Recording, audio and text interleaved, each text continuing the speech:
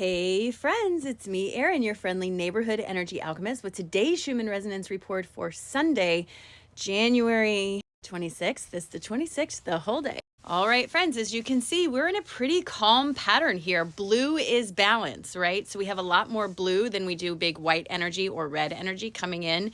And this blue balance energy is really welcome for me. This energy, whenever the graph looks like this, is when I tend to feel the most calm, the most centered, the most balanced. We are in homeostasis right now, not necessarily receiving a lot of energy, not necessarily being encouraged to let go of a lot of energy. We're kind of in the recovery period. It's like you had a workout all last week and today we're in recovery. And that's a good thing because it takes time to recover sometimes. I want to show you guys the Italian graph because an interesting pattern is on the Italian graph that I don't know that I've seen before. And I don't have any insight on this, so I'm asking you guys, how do you feel? Here's the Italian graph. See all these lines? This is not normal. I don't normally see it like this. Now, when we look across the top, it again looks very, very calm, and that echoes the other graph. But these little lines are kind of sneaking in here on this Italian graph. I will tell you, for me, whenever the Italian graph is most active is when I am feeling release energy. I have things coming to the surface, that sort of stuff to acknowledge. This, I'm not feeling anything specific with this, but I was particularly drawn to look at this graph. My guides in meditation said pay attention to all the graphs, not just the one today. So I'm looking at it, but again, I don't have any insight onto what it means, so I'm crowdsourcing this one. How are you guys feeling today? Are you picking up anything different that this Italian graph might be showing you? In meditation this morning, it was all about learning to switch the way we live from a materialistic to a metaphysical type of life.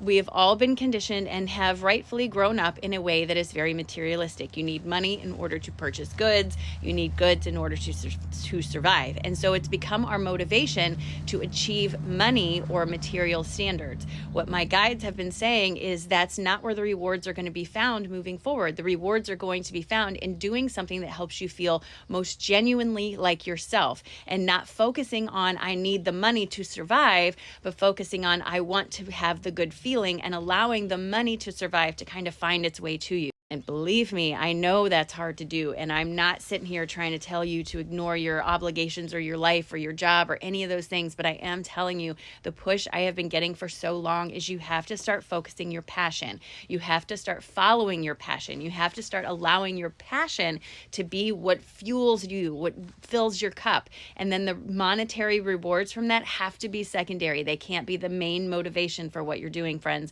because then you're coming from the wrong direction. And you know how law of attraction works on how you feel, not what you say. So if you're feeling like I have to have it, I have to have it, I have to have it, you're coming from a place of lack. You're literally putting roadblocks in your own energy. If there's something you really feel like you have to have and you're just not finding a way to achieve it, focusing on it even harder isn't necessarily going to solve the problem because the problem and the solution have different frequencies. So you have to find a way to focus on something else that feels better, at least temporarily, until you feel better overall. Then you go back to that thing that you were struggling with. That's how that works. I'm just saying.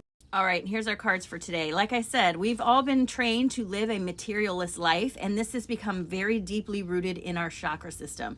It is deeply planted in that roots. But what's happening now is that root has become unstable, and it's asking you to look for something outside of that to make yourself feel happy.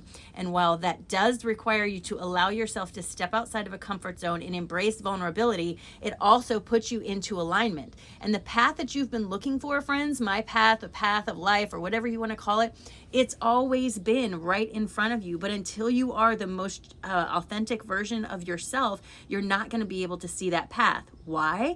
Because that path was created for the most authentic version of you. And remember, you must be a frequency match to what you're looking for. So if you are not allowing yourself to sit in your alignment and be vulnerable with the way things are changing, you're not going to be able to see that path very clearly. It's a beautiful morning here in Illinois, and my husband and I are going on an adventure road trip today where we're just going to head in a direction and stop anywhere that looks interesting.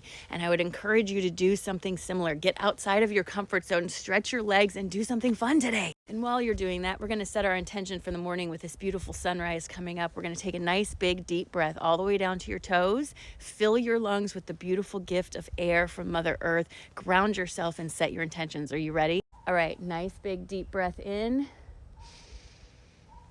Release. Drop your shoulders and remind yourself that today is a beautiful day. Look at that. It's a beautiful day, and you can do anything you want with this day because it's yours. It's yours, friend. It's going to be a great day. It just is. I know it is. Today's a great day. It's a great day.